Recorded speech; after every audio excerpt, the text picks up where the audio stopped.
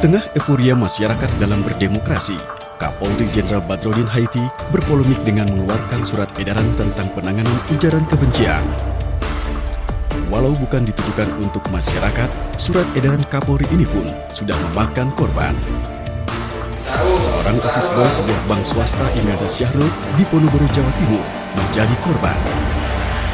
Penyebabnya gara-gara Imelda menggugah Mim, seorang polisi yang berkomunikasi dengan istrinya seputar uang hasil tilang. Meski berakhir dengan damai, penerbitan surat edaran ini dinilai membungkam suara-suara kritis dari masyarakat. Memang kalau menurut saya persoalannya dua. Momentumnya kenapa pada saat ini? Maksud saya pada zaman Pak SBY itu kok nggak ada surat edaran seperti ini. Lalu orang kaitkan lagi, ternyata surat edaran seperti ini adanya juga dulu itu pada zaman kolonial. Supaya orang tidak melancarkan ujaran kebencian kepada penjajah. Misalnya.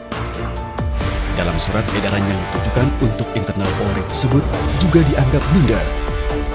Beberapa aktivis menilai tidak tepat mencantumkan pencemaran nama baik dan perbuatan tidak menyenangkan.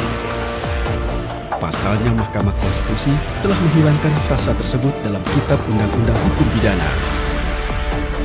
Akankah surat edaran hate speech ini akan mengawal atau malah mengancam demokrasi?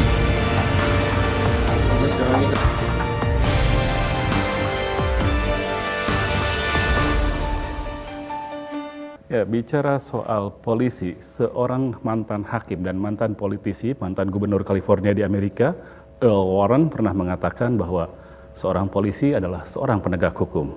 Tapi di saat yang bersamaan, dia juga harus tunduk pada aturan hukum. Nah, tamu saya kali ini adalah seorang polisi. Tapi bukan polisi sembarang polisi, karena beliau adalah Kepala Kepolisian Negara Republik Indonesia, Kapolri Jenderal Polisi Badrodin Haiti. Apa kabar, Pak Kapolri?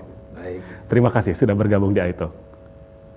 Pak Kapolri, setelah sekian lama Bapak memegang jabatan di puncak tertinggi karir Bapak sebagai polisi, apa sebenarnya yang Bapak harapkan ingin dikenang ketika Bapak menjadi Kapolri ini? Sebetulnya tugas polisi itu kan hanya ada dua tadi, yaitu penegak hukum pada satu sisi adalah juga memberikan pelayanan kepada masyarakat, termasuk melakukan pencegahan, melakukan upaya-upaya preventif dan juga preemptif yang dilakukan. Sehingga ada dua wajah di situ, wajah polisi sebagai penegak hukum dan wajah polisi sebagai pembina pelayan masyarakat. Ya. Bapak sendiri ingin berharap menjadi Kapolri yang seperti apa sebetulnya? Ya, saya ingin melakukan satu perubahan yang bisa dikenang oleh masyarakat, tentunya baik di bidang penegakan hukum di dalam memberikan pelayanan juga kepada masyarakat, termasuk juga yang perlu kita lakukan bagaimana meningkatkan kepercayaan masyarakat terhadap Polri. Ya, belakangan masyarakat justru mengenang Bapak atau paling tidak mengingat Bapak sebagai seorang Kapolri yang mengeluarkan surat edaran tentang ujaran kebencian yang menjadi kontroversi. Sebenarnya bagaimana latar belakang penerbitan surat edaran itu, Pak? Saya pikir surat edaran itu bukan satu hal yang luar biasa. Hal yang biasa terjadi bahwa setiap tahun ada mungkin 10 lebih surat edaran yang diberikan, karena itu untuk internal Polri. Nah, untuk panduan? Untuk panduan. Jadi sama saja kalau misalnya saya memberikan arahan kepada anggota Polri, kalau kamu menemukan orang-orang yang diduga teroris, kamu harus langkah-langkah yang harus kamu lakukan seperti ini. Sama seperti itu, cuman ini kita tuangkan di dalam tulisan. Kenapa, apa yang mendasari ini, bahwa kaitannya dengan hate speech, ujaran kebencian ini banyak anggota polisi yang tidak tahu. Dan itu sudah dibicarakan lama di lingkungan Polri, bahkan ada seminar tahun 2012 yang diadakan tentang hate speech itu untuk bisa menampung pendapat para pakar dan juga aspirasi masyarakat. Nah, kebetulan tahun yang lalu Kompolnas itu melakukan penelitian. Nah, ternyata ditemukan di lapangan ini banyak anggota polisi yang tidak tahu tentang hate speech ini, sehingga dalam penanganannya juga sering ragu-ragu, tidak tuntas, sehingga bisa berakibat pada konflik sosial.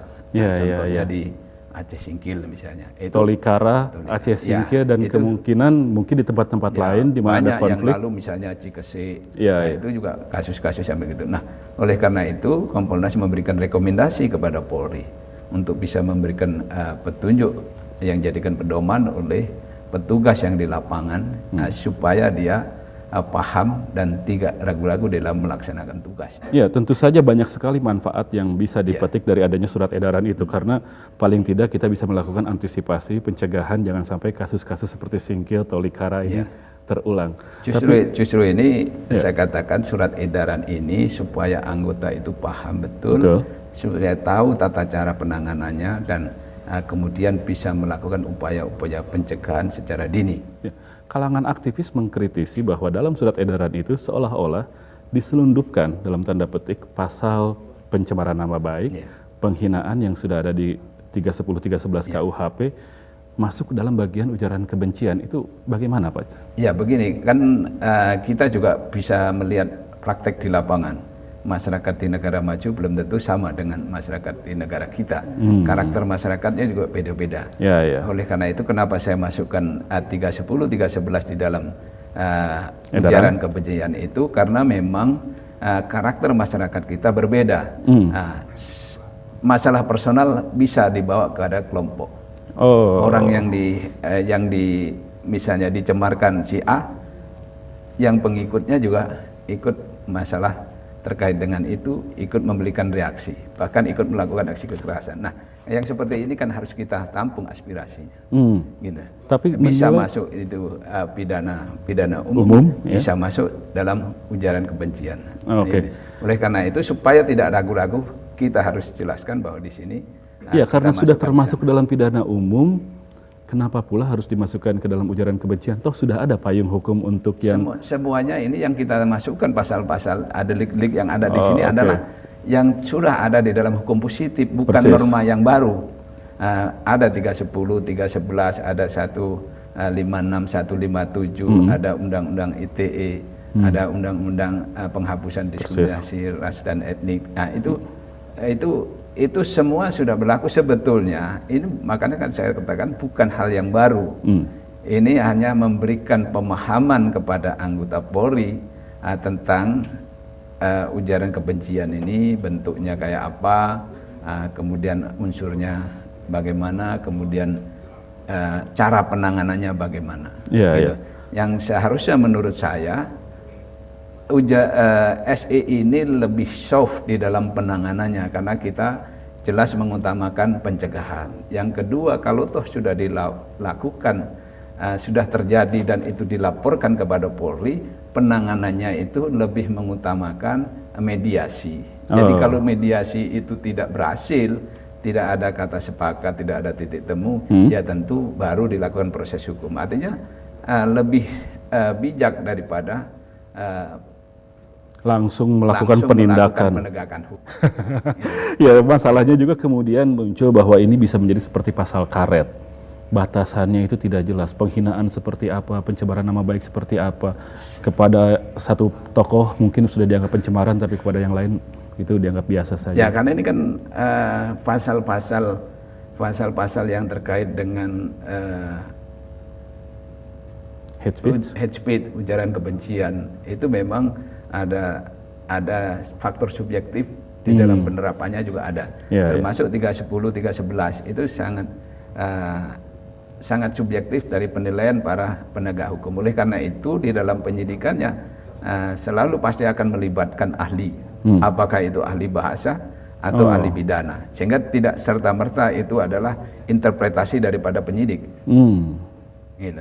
Kalau keberatan dari pejabat, katakanlah karena merasa dia dikritik habis-habisan, melaporkan kepada penyidik bahwa ini sudah melakukan pencemaran, itu pun nanti melalui tahap-tahap seperti tadi Pak, ahli bahasa. Karena itu kan tadi saya katakan 310, 311 kita masukkan itu karena supaya tahapannya jelas. Jadi ini gitu. Bapak bisa menjamin bahwa ini tidak akan bersifat anti demokrasi? Saya pikir tidak ada, karena ini sekarang zamannya terbuka. Tentu semua orang juga bisa kontrol. Gitu. Tapi ya itu tadi Pak, bersifat terbuka dan mungkin semua orang bisa kontrol. Orang sekarang semua aktif di sosial media dan lain sebagainya, dan itu biasanya menjadi media ketika katakanlah melontarkan ujaran kebencian. Ya. Ini polisi mau mengawasi semua aktivitas sosial media atau bagaimana? Enggak, Pak? Begini kan, polisi mengetahui sesuatu itu ada beberapa sumber. Yang pertama laporan dari orang yang biasanya merasa dirugikan, atau laporan dari masyarakat. Kemudian polisi juga bisa menemukan sendiri atau melalui informasi dari media. Dari situ kita bisa melihat bahwa kita tidak harus kita mengawasi. Nah, tetapi yang patut diingat bahwa di alam demokrasi orang boleh berekspresi, bebas berpendapat, tetapi yang tidak boleh adalah melanggar hukum. Melanggar hukum, dan menebarkan kebencian itu tadi. Dan itu sudah sudah dibatasi, sudah diklasifikasikan seperti apa kalimat-kalimat yang dinyatakan mengandung ujaran kebencian tadi. Itu tadi, itu kan banyak subjektif penafsirannya dari penegak hukum. Oleh karena itu kita dalam proses penyidikannya, kalau ini tidak ada titik temu, tentu kita melibatkan ahli. Yang jelas salah satu fungsi surat edaran ini secara internal juga untuk meningkatkan keyakinan diri para anggota dalam bertindak, Pak ya. Kita akan lanjutkan lagi perbincangan, tapi setelah jeda, Pak Kapolri. Dan pemirsa, jangan kemana-mana, kami akan kembali dengan perbincangan dengan Kapolri Badrodin Haiti usai jeda berikut.